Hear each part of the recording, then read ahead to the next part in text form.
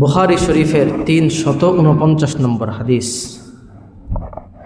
আন্না রাসূলুল্লাহ সাল্লাল্লাহু আলাইহি ওয়াসাল্লাম قال, নবীজি সাল্লাল্লাহু আলাইহি ওয়াসাল্লাম বলেন, ফুরিজা আন সাকফি বাইতি ওয়া আনা বিমাক্কা, আমি একদিন মক্কা শরীফে অবস্থান করতেছিলাম।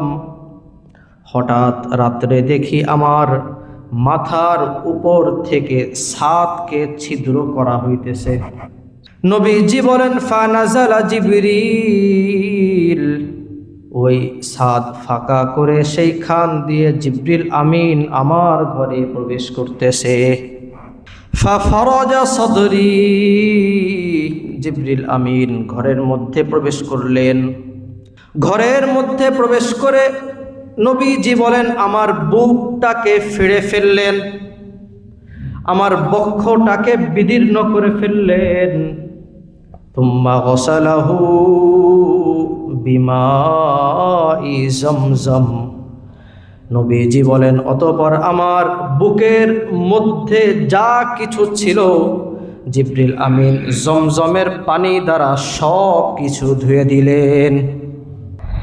ثم جاء بطست من ذهب ممتلئ حكمة وإيمانا, নবীজি বলেন, অতঃপর জিবরিল আমিন স্বর্ণের একটা পাত্র নিয়ে আসলেন। পাত্রটা ঈমান এবং হিকমত দ্বারা পরিপূর্ণ ছিল।